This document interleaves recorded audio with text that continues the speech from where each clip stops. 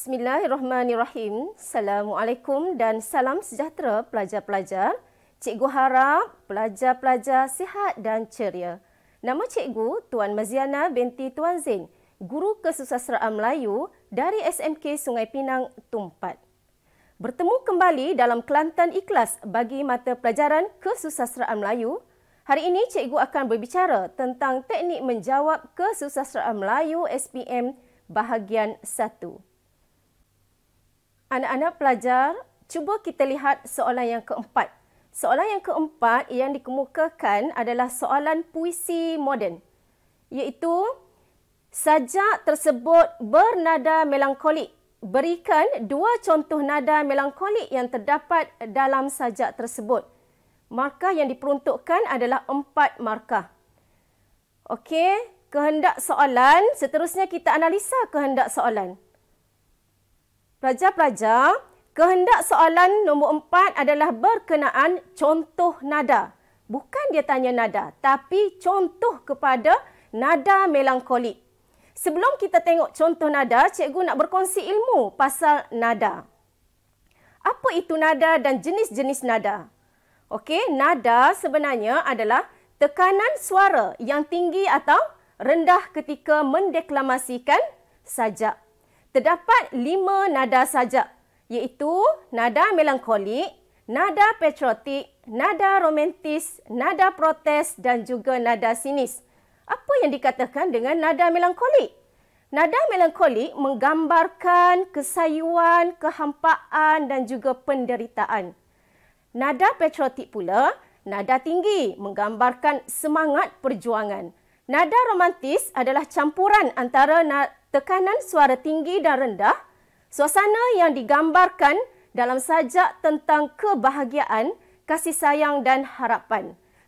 Untuk nada protes adalah penentangan terhadap sesuatu perkara yang diketengahkan. Tekanan suara pula tinggi dan cepat. Nada sinis adalah tekanan suara bercampur antara nada rendah dan perlahan. Diksinya agak lembut tetapi mengandungi ketajaman sindiran. Baiklah pelajar-pelajar, cuba lihat teknik menulis jawapan berkenaan contoh nada melankolik. Untuk dapatkan 2 markah, pelajar-pelajar perlu menyalin 2 baris bagi setiap contoh nada tersebut. Kalau buat 1 baris, bermakna markah pelajar yang akan dapat adalah 0 markah. Jika kita baca untuk 1 baris, nada melankolik tidak dapat dikesan. Okey, ini adalah contoh nada melankolik. Yang pertama, pada usia 80, kamu diterpa angin ahmar pula. Yang kedua, kamu diterpa ahmar pula. Ia mengunci bahasa kaki. Bermakna setiap satu jawapan mesti ada 2 baris. Dan setiap 2 baris yang pelajar tulis akan mendapat 2 markah. Okey, seterusnya. Bagi soalan yang kelima, soalan yang akan dikemukakan adalah berkenaan drama. Kita tak tahu sama ada yang dikeluarkan drama Mak Piah dan Mr. Blackway ataupun drama Ana. Okey, untuk SPM 2017, drama Mak Piah dan Mr. Blackway yang dikeluarkan. Dan soalannya adalah nyatakan 2 perwatakan Blackway beserta contoh yang terdapat dalam petikan drama tersebut. Okey, seterusnya kita lihat kepada analisa kehendak soalan. Okey, terlebih dahulu pelajar-pelajar kehendak soalannya adalah perwatakan Blackway. Apa itu perwatakan?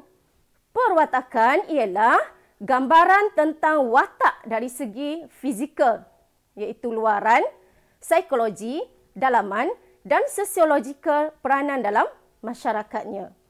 Cara penampilan watak sama ada dari segi dalam dialog, monolog, aksi, pemikiran watak-watak dan juga pemberian langsung oleh pengarang. Cara menjawabnya, fakta mesti disertakan dengan seorang yang. Mesti ada seorang yang. Contoh berdasarkan petikan. Seterusnya, kita lihat cara menulis jawapan. Ini adalah cara menulis jawapan bagi perwatakan Blackway. Okey, yang pertama, seorang yang mudah melatah.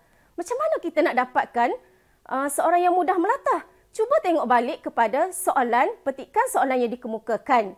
Contohnya, Mak Piah baru sedar yang tadi Blackway melatah. Ada kata kunci melatah. Bila dalam perwatakan, kita tukar sahaja kepada seorang yang. Lepas tu kita ambil balik seorang yang mudah melatah. Fakta kita dapat 1 markah dan contoh kita dapat 1 markah lagi. Okey, perwatakan yang kedua ialah seorang yang penakut. Dapat lagi 1 markah untuk fakta. Sebab soalan yang ditanya adalah perwatakan. Mesti pelajar akan jawab seorang yang. Okey. Contohnya, Blackway berasa takut dan bergerak melarikan diri jauh sikit dari tempat duduk Mak Piah. Cuba pelajar perhatikan, ada kata kunci berasa takut. Ubah kepada perwatakan, dia akan jadi seorang yang penakut. Di sini pelajar akan dapat 1 lagi markah. Okey, seterusnya. Seterusnya soalan yang ke-6. Soalan ke-6 juga dari petikan drama. Untuk SPM 2017, soalan yang dikemukakan adalah dari drama Ana. Berikan 2 nilai murni beserta contoh yang terdapat dalam petikan drama tersebut. Okey, seterusnya kita analisa kehendak soalan. Okey, apa itu nilai murni? Nilai murni ialah sikap atau amalan baik, positif dan murni individu dalam masyarakat. Kita senaraikan sahaja semua nilai murni yang anda ingat. Yang pertama, contohnya nilai kasih sayang, nilai kesabaran, nilai kesetiaan, nilai keberanian, nilai ketabahan, nilai tanggungjawab, nilai kepatuhan, nilai kegigihan dan banyak lagi nilai murni yang lain. Okey, cara menulis jawapan, pelajar mesti tulis nilai kasih sayang. Kalau pelajar tulis nilai kasih sayang dalam keluarga, tu dikira salah. Jawapan ini ia sebenarnya berbentuk persoalan. Okey, kita lihat cara menulis jawapan. Baiklah, pelajar-pelajar, cuba kita lihat teknik menulis jawapan berkenaan nilai murni. Untuk dapatkan 2 markah, pelajar-pelajar perlu ada fakta dan perlu ada contoh. Pada bahagian contoh, pelajar-pelajar boleh menyalin dalam petikan ataupun membuat huraian daripada petikan. Okey, nilai murni yang pertama ialah nilai tanggungjawab. Bila pelajar dah tulis nilai tanggungjawab, pelajar dah dapat 1 markah. Dan contoh, Mak Munah bertanggungjawab menanggung perbelanjaan pengajian Zaki. Itu adalah contoh daripada petikan, huraian kepada petikan. 1 lagi markah. Di situ pelajar dah dapat 2 markah. Okey, seterusnya nilai kasih sayang. Contohnya, Zaki amat menyayangi dan melebihkan ibunya. Atau pelajar tulis, barangkali Zaki nampak melebihkan ibunya. Maklumlah anak dengan ibu. Di contoh ni kita ambil daripada petikan. Okey, seterusnya bagi nilai kasih sayang yang ketiga adalah nilai kejujuran dan keikhlasan. Kalau pelajar tulis nilai kejujuran, diterima. Nilai keikhlasan pun diterima sebab dia sama erti, kejujuran dengan keikhlasan.